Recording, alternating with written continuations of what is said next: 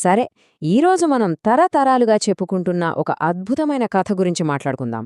ఇదొక సాధారణ కట్టెల కొట్టేవాడి కథ.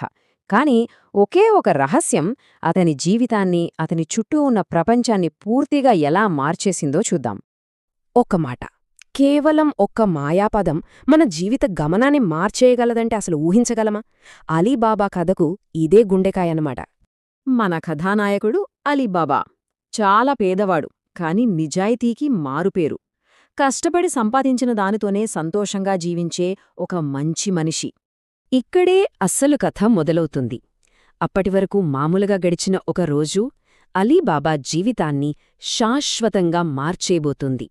ఒకరోజు అడవిలో కట్టెలు కొట్టుకుంటున్నాడు. అంతలో ఒక్కసారిగా గుర్రాల డెక్కల చప్పుడు. భయంతో అలీబాబా వెంటనే ఒక చెట్టెక్కి దాక్కున్నాడు. తన కళ్ల ముందే 40 మంది భయంకరమైన దొంగలు, వారి నాయకుడు ఒక పెద్ద బండరాయి ముందు ఆగడం చూశాడు. అప్పుడు ఆ దొంగల నాయకుడు గట్టిగా అరిచాడు.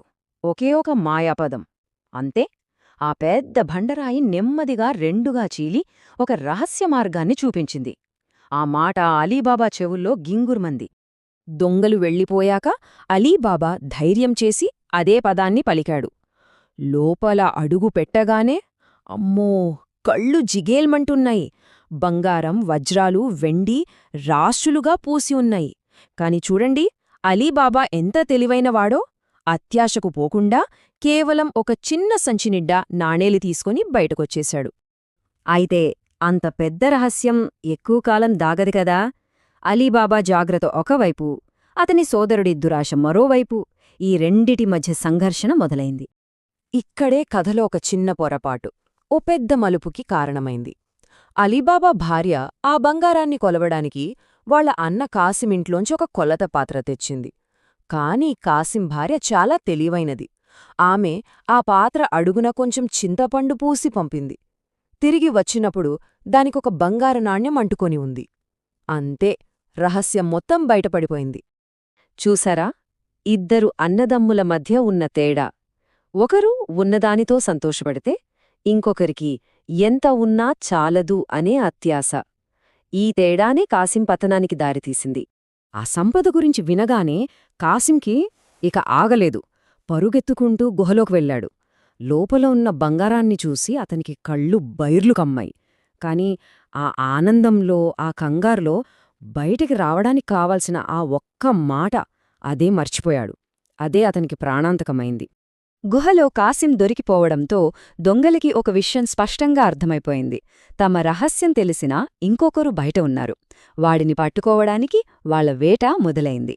దొంగల నాయకుడు చాలా తెలివిగా ప్లాన్ చేశాడు. కాసిం గాయాలకు వైద్యం చేయడానికి అలీబాబా కళ్లకు గంతలు కట్టి ఒక వైద్యుడిని పిలిపించాడు.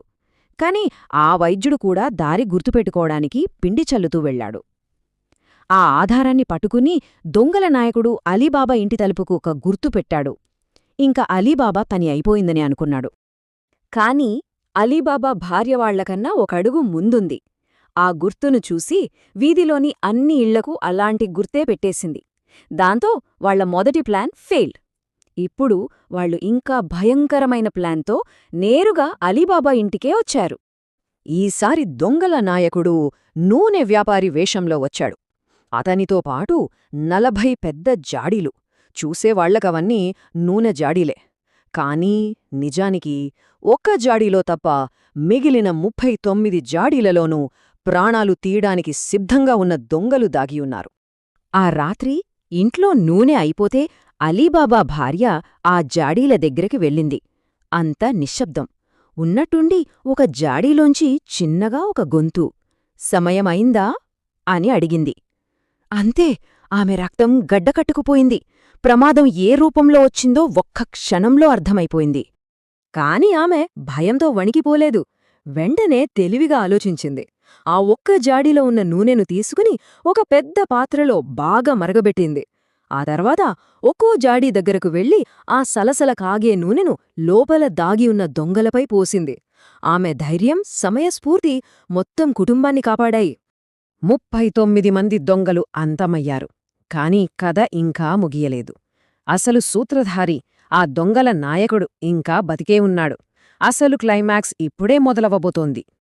ఈసారి ఆ నాయకుడు ఒక ధనవంతుడైన వ్యాపారిలా వేషం మార్చుకున్నాడు. అలీబాబాకు స్నేహితుడిగా నటిస్తూ తన చివరి పగ తీర్చుకోవడానికి వచ్చాడు. అతని లక్ష్యం ఒక్కటే, అలీబాబాను అంతం చేయడం.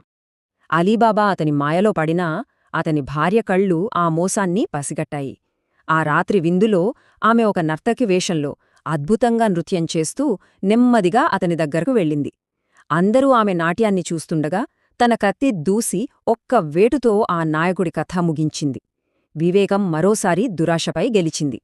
ఈ కథంతా విన్నాక మనకేమర్థమవుతుంది? నిజమైన సంపద అంటే గుహలో దాచిన బంగారం కాదు. అది మనలో ఉండే నిజాయితీ, కష్టకాలంలో చూపించే వివేకం, ఇతరుల పట్ల చూపే మంచితనం. అదే అసలైన, శాశ్వతమైన సంపద. అందుకే అలీబాబా ఆ సంపదను తనకోసం దాచుకోలేదు. ఆ డబ్బుతో తన ఊరిలోని పేదలకు సహాయం చేశాడు, ప్రజల దాహం తీర్చడానికి బావులు తవ్వించాడు. సంపదను స్వార్థానికి కాకుండా సమాజ సేవకు ఉపయోగించి ఒక గొప్ప వారసత్వాన్ని మిగిల్చాడు. ఈ కథ విన్నాక మనల్ని మనం వేసుకోవాల్సిన ప్రశ్న ఇదే: మన జీవితంలో మనం దేన్ని సంపదగా భావిస్తున్నాం? మనం పోగేసుకునేదాన్నా లేక నలుగురికి పంచిపెట్టేదాన్నా?